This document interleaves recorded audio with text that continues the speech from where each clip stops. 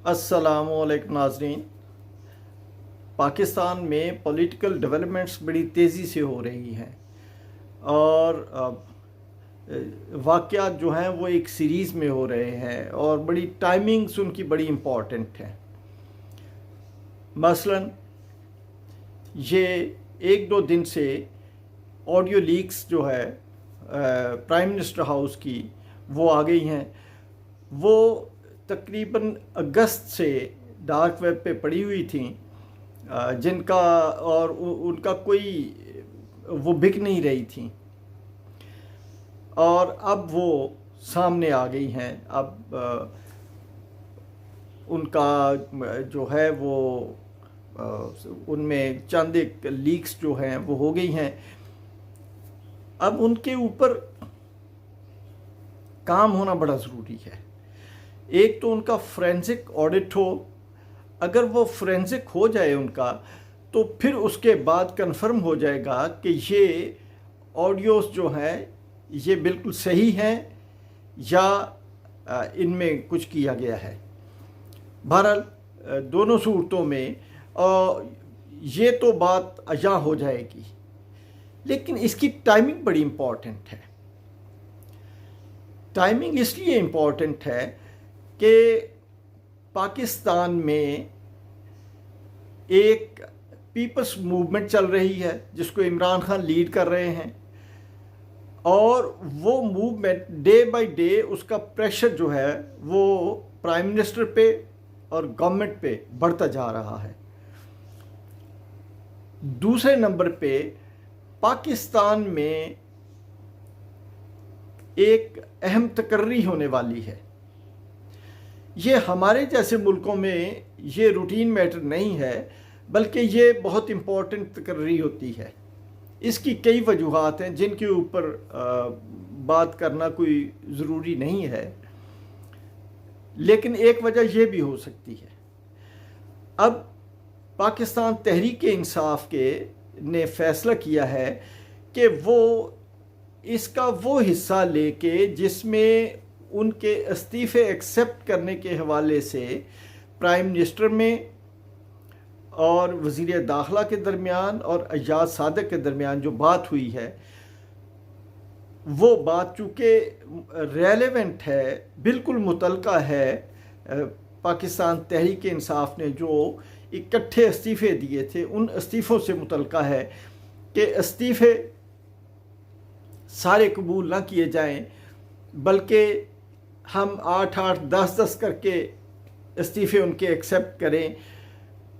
और ये एक प्लानिंग उनकी जो है उसमें नज़र आ रही है। इसके ऊपर बात हुई है और जो इस्तीफ़े एक्सेप्ट हुए हैं वो जो उस वक्त इन्होंने प्लान किया, इलेक्शन कमीशन ने बिल्कुल उसी के मुताबिक इस्तीफ़े एक्सेप्ट किए हैं। तो महसूस होता है कि शायद गवर्नमेंट और इलेक्शन कमीशन आपस में मिले हुए हैं, वो एक दूसरे को सपोर्ट कर रहे हैं, ये महसूस होता है इससे। तो पाकिस्तान तहरीक इंसाफ ने ये फ़ैसला किया है कि सुप्रीम कोर्ट में उसको लेके जाया जाए। अगर ये सुप्रीम कोर्ट में केस चला जाता है और वहाँ पे सुप्रीम कोर्ट इसका फोरेंसिक करवाने का ऑर्डर जारी कर देती है तो फिर ये एक लंबी तहकीकात होंगी इनके ऊपर। दूसरा इसका पहलू ये है कि ये लीक्स जो है ये क्या हुई है, यानी किसी ने हैक किया है या ये लीक्स खुद करवाई गई हैं, उसके पीछे भी कोई मकसद हो सकता है। पाकिस्तान में 3-4 बड़ी मोतबर इंटेलिजेंस एजेंसीज़ हैं जिनमें एक आईबी है, इंटेलिजेंस ब्यूरो। ये जो आईबी है ये मरकज़ी गवर्नमेंट के मातहत होती तो बाकी भी मरकज़ी गवर्नमेंट के मातहत हैं। तो ये प्राइम मिनिस्टर के मातहत होती है और पाकिस्तान के वज़ीर आज़म हाउस जो है उसको भी ये निगरानी करती है। ये जितनी भी ऑडियोज़ लीक हुई हैं अब ये तमाम की तमाम प्राइम मिनिस्टर हाउस से हुई हैं। इन्हीं में ये भी ऑडियो लीक हुई है कि जो मरियम नवाज है वो उसने प्राइम मिनिस्टर हाउस के एक बंदे से बात की और वो बंदा शायद प्राइम मिनिस्टर का प्रिंसिपल सेक्रेटरी है जिसका नाम तौकीर शाह है, शायद उससे बात हुई है और उन्होंने बाहर से अपने दामाद के लिए यानी इंडिया से अपने दामाद के लिए पावर प्लांट मंगवाने का कहा, बल्कि वो पावर प्लांट की आधी मशीनरी मंगवा ली हिंदुस्तान से, जबकि हिंदुस्तान के ऊपर बैन है तजारत के लिए। तो वो किस तरीके से इंपोर्ट होगी और आधी रहती है। और ये इसके बारे में भी उसमें है, ये ऑडियो लीक्स में है। महसूस होता है कि शायद प्राइम मिनिस्टर जो है वो पार्टी के अंदर बिल्कुल पावरफुल नहीं है, बल्कि वहाँ पे मरियम नवाज जो है वो ज़्यादा पावरफुल है और वो प्राइम मिनिस्टर को बाईपास करते हुए जो गवर्नमेंट फंक्शनरीज हैं उनसे बात करती है। सो इसका मतलब है कि ये जो गवर्नमेंट है ये कहीं स्टैंड नहीं करती। सो ये भी एक पहलू है।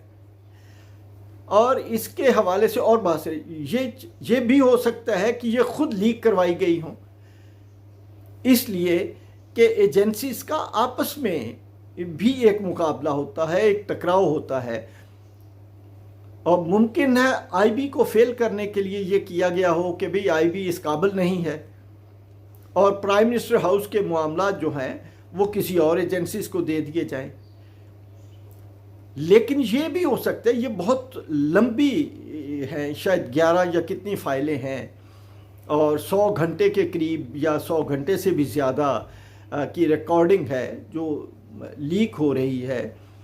तो इसमें तो प्राइम मिनिस्टर हाउस में बेशुमार मीटिंग्स हुई होंगी, वहाँ पे सर्विसेज चीफ्स भी आए होंगे, बैठे होंगे, वहाँ पे बहुत सारी बातें हुई होंगी जो पाकिस्तान की सिक्योरिटी के साथ मुतल्लिक़ हैं। तो इसका मतलब है कि वो तमाम बातें जो हैं उनको मौजूदा हुकूमत से सिक्योर नहीं कर पाई या आईबी सिक्योर नहीं कर पाई।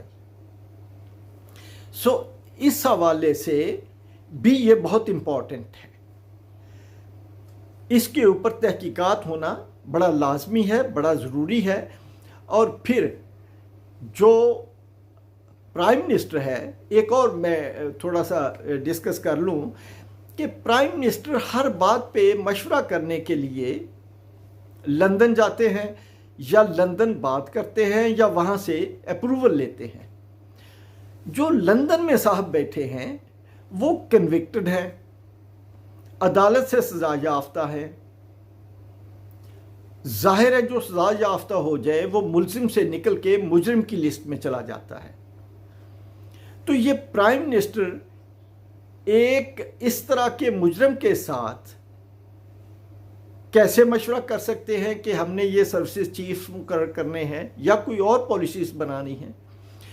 ये कोई ऑफ द रिकॉर्ड तो कोई बात हो सकती है कि किसी को पता ना चले, लेकिन ये सारी बातें सामने हो रही हैं और इन बातों का मुआशरे के ऊपर बड़ा इम्पैक्ट पड़ता है।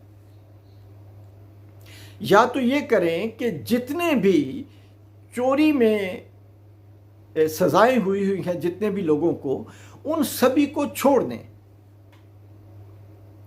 और वो उनको रिहा कर दें ताकि जेलों के ऊपर जो बोझ है वो भी कम हो जाए। ये बहुत इंपॉर्टेंट इशू है, चूँकि प्राइम मिनिस्टर जब प्राइम मिनिस्टर बनता है तो वो ओथ लेता है कि वो पाकिस्तान का कोई भी राज या सिक्योरिटी से मुतल्लिका इश्यूज वो किसी और से डिस्कस नहीं करेगा। यहाँ पे वो एक ऐसा आदमी जो कन्विक्ट है उसके साथ जाके डिस्कस कर रहा है। फिर तीसरा एक इशू आज का ये भी है कि जो साबिक वज़ीर ख़ज़ाना इसहाक डार है वो वज़ीर आज़म के ही तैयारे में पाकिस्तान से भागे थे जब शाहिद खाका अब्बासी वज़ीर आज़म थे, उनके तैयारे में बाहर भागे। और अब सुना है कि वो वज़ीर आज़म शहबाज शरीफ के तैयारे में ही वापस आ रहे हैं। उनके जबकि हुकूमत डामाडोल है, उनके आने की कोई वजह है? कहीं ऐसा तो नहीं कि जितने दिन भी या जितने 1-2 महीने भी गवर्नमेंट है, इसमें वो भी बहती गंगा में अपने हाथ डुबो ले? यानी जो पैसे की, जो बाहर से इमदाद आ रही है, जो और चीज़ें आ रही हैं, जो हमारे बैगर्स मांगने के लिए बाहर जाते हैं, वो जो इमदाद आ रही है वो उस इमदाद से भी हाथ रखना चाहते हों, या पाकिस्तान के कोई और इदारे बेचना चाहते हों जिनके ऊपर उनकी नज़र हो। जैसे PIA के हवाले से प्रपोजल बना के प्राइम मिनिस्टर कतर गया, पाकिस्तान स्टील मिल है, या इस तरह पाकिस्तान के और इदारे हैं, उनको बेचने के लिए वो ना आ रहे हों। तो इसके ऊपर कई चीज़ें जो हैं, कई प्रपोजल जहन में आती हैं।